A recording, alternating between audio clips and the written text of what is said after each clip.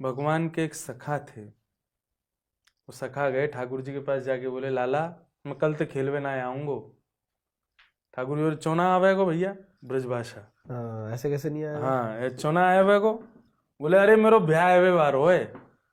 ठाकुर जी बोले, तेरो ब्याह, ये ब्याह का होवे? हाँ। बोले, ब्याह में एक छोरी ते ब्याह है जाए, फिर वो हमारी बहू बन के आ जाए। ठाकुर जी पूछने लगे, भैया मेरे को करा दे फिर तो। छोटे से ठाकुर जी 4-5 वर्ष की आयु होगी। तो भगवान के सखा का ब्याह हुआ एक माधवी नाम की गोपी से। अच्छा। तो जो माधवी गोपी थी, उसकी माँ ने अपनी बेटी को समझाया कि देख, तू जा रही है वृंदावन और तेरो पति है जे, लेकिन या तेरे पति को एक सखा है, वाकू नाम है कृष्ण। मैंने ऐसी सुनी है कि वाकू यदि कोई एक बार देख ले तो वही को है जाए, वो फिर कोई और को ना रह पाए। लेकिन तो को अपने पातिव्रत धर्म को पालन करना है। समझा सिखा रही है। हाँ, तू वाकू देखियो मत। हाँ। वो खूब जिद करेगो, तू मेरी बात गांठ बांध ले, तू वाकू अपना मुख मत दिखाइयो। माधवी बोली, मैया और कुछ? बोले, नहीं, मुंह को बस तो से ये चाहिए, तू जीवन निकाल दियो, चाहे घूंघट में पूरा वर्ष जीवन रहना पड़े, वाकू अपना मुख मत दिखाइयो। उन्हें देखना नहीं है, उन्हें अपना चेहरा भी नहीं दिखाना। हाँ, उनको देखना भी नहीं है, उनको दिखाना भी नहीं। ठीक है। माधवी बोली, ठीक है। माधवी का ब्याह हो गया भगवान के सखा से। बारात आ रही थी, हल्ला मच गया पूरे वृंदावन में। अरे भैया, लाला तेरे सखा की बारात बहू आ रही है, ब्याह है के वापस आ रही है, पालकी आ रही है, डोली आ रही है बाकी। ठाकुर जी तो तुरंत हाथ मुंह धो के तुरंत पहुंच गए। बहू हम भी देखें भैया, बहू कैसी हो गए। ठाकुर जी बोले, अरे भैया है गो भैया। बोले, हाँ है गो। वो कहाँ है भाभी? वो पीछे बैठी है पालकी में। मैं मिल रहा हूँ भाभी थे। बोले, मिल रहे। ठाकुर जी भीतर गए।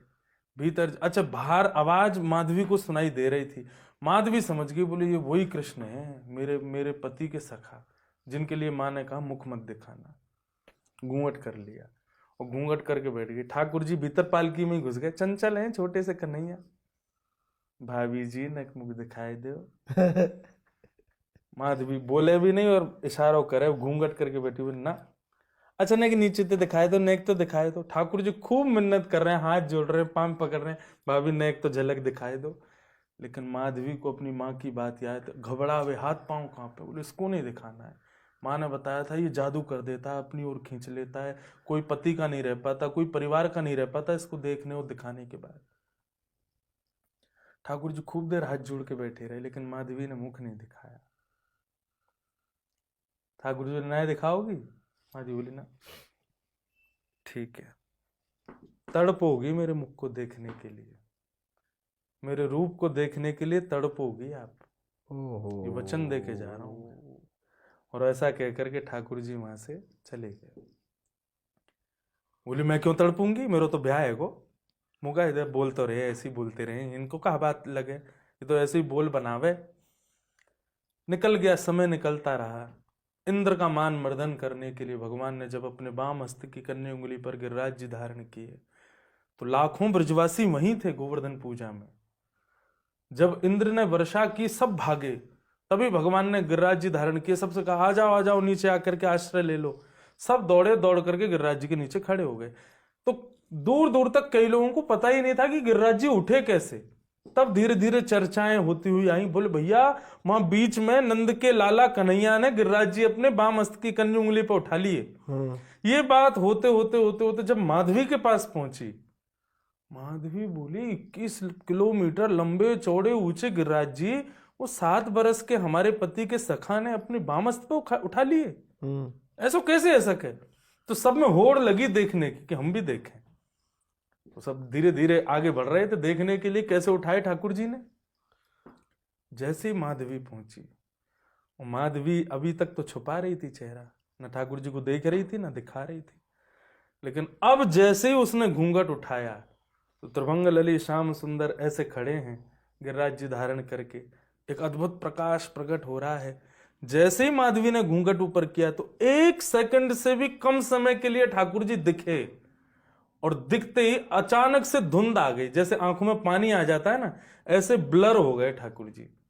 माधवी ने खूब आंख मीड़ी, लेकिन ठाकुर जी उसको नहीं दिखे। तब उसके मन में आया, बोले कि ये साधारण नहीं है। सब प्रणाम कर रहे हैं, सब वंदन कर रहे हैं, सब जय जयकार कर रहे हैं। भैया, ये तेने कहा पाठ पढ़ा के भेजो मुंह को, जिनसे मुख छुपानो नहीं चाहिए, तुमने उनसे मुख मुड़वा दियो मेरो। ये तो साक्षात योगेश्वर हैं। मुझसे बहुत बड़ा अपराध हो गया। जैसे तैसे माधवी भगवान के सन्निकट गई, चरणों में सर झुकाया। ठाकुर जी दिख नहीं रहे उसको, सब दिख रहे हैं, ठाकुर जी नहीं दिख रहे, धुंधले दिख रहे हैं। ठाकुर जी को जैसे दिखते नेत्रों में आंसू आ जाते हैं। ओ हो। माधवी बोली, भगवान मुझे क्षमा कर दो, मैं आपसे मैंने बहुत बड़ा अपराध किया। जग से मुख छुपाना था, आपको दिखाना था, मैंने आपसे छुपाया, जग को दिखाया, उससे गलती हो गई। ठाकुर जी बोले, अब तुम रुदन मत करो। बोले, तुम मेरा विरह दूर करो ना, अपना दर्शन कराओ ठाकुर जी। आपने एक क्षण के लिए दिखा के उनको मुझे और विरह आतुर कर दिया। ठाकुर जी बोले, नहीं, यही विरह एक भक्ति को जन्म देगा कलयुग में। अब तुम प्रतीक्षा करो। बोले, कब तक? बोले, एक युग। कलयुग में तुम ही माधवी मीरा बन करके आओगी, मेड़ता में तुम्हारा जन्म होगा। माधवी रोने लगी, बोले कि ऐसे कैसे, मैं मर जाऊंगी भगवान। बोले, नहीं, कुछ नहीं होगा, बस मेरा विरह ही तुम्हारी भक्ति को पुष्ट करेगा। अब तुम प्रतीक्षा करो मेरी, प्रतीक्षा का फल मीठा मिलेगा। प्रतीक्षा करो, कलयुग में जब तुम मीरा बन करके आओगी, तब तुम्हारे यहाँ एक संत आएंगे। माधवी ने पूछा, मुझे कैसे पता चलेगा कि आप हो, और मुझे ये सब कैसे पता चलेगा कि आपने मुझे वचन दिया? भगवान बोले, तुम्हारे घर एक संत आएंगे, उन संत के ठाकुर जी का दर्शन करते ही तुमको सारी स्मृति आ जाएगी, स्वप्न जैसा आ जाएगा कि पूर्व में मेरे साथ क्या हुआ था। उन संत से मुझको तुम मांग लेना, मेरा खूब भजन करना, अंत में मैं तुमको प्राप्त हो जाऊंगा। तो वही माधवी कलयुग में मीरा बन करके आई, और मीरा ने अपने घर आए, हर संत की प्रणाम करती थी वो, तो उनको बचपन से तो कुछ पता नहीं था कि ऐसा कुछ है। पर एक संत वृंदावन से गए, उनके ठाकुर जी को देख करके मीराबाई स्तब्ध हो गई, अपलक नेत्र। और जैसे कहते हैं ना, बीच बीच में ऐसा कुछ स्वप्न जैसा चलना, देख तो हम कुछ रहे हैं लेकिन चल कुछ और रहा है, कुछ और रहा है। ऐसा उनको बीच बीच में कुछ दृश्य दिखे। अपना पूर्व पति दिखाई दे, अपनी पूर्व माँ दिखाई दे, अपना पूर्व जन्म दिखाई दे, ठाकुर जी गिरिराज जी धारण करके खड़े हैं ये दिखाई दे। और फिर मीराबाई रोवे। उनके दादा दूदा जी, राव दूदा जी, वो बोले, मीरा क्या हुआ? बोले, पिताजी, दादाजी, ये कौन है जो इनके साथ बैठे हैं, ये कौन है? तब संत ने बताया, बोले, ये मेरे गिरधर गोपाल हैं। बोले, इनका नाम गिरधर क्यों है? तब उन्होंने बताया, बोले, इंद्रमान मर्दन के लिए इन्होंने नक पर गिरिराज जी धारण किए, तब इनका नाम गिरधर पड़ा। तभी मीराबाई के नेत्र बंद हुए, उनको पूरी स्मृति आ गई, अपने सब याद आ गया। बोले, कहूंगी तो कोई मानेगा नहीं। बस फिर लट लग गई, बोले, ये मुझे चाहिए, मेरे हैं। 3 दिन तक तो संत ने दिए नहीं, तो संत को स्वप्न में भगवान आए, बोले कि आपकी सेवा पूरी हो गई है, मैं इन्हीं का हूं और इन्हीं के संग रहूंगा, आप इनको मुझे इनको दे दो। तब संत ने वही ठाकुर जी मीराबाई को दिए। मीराबाई की दिन प्रतिदिन भक्ति बढ़ती गई, और वही मीरा कलयुग में भगवत प्राप्ति। अभी मैं 4 दिन का सत्संग करके मीरा प्रसंग पर आया, अद्भुत। तो ये मीराबाई।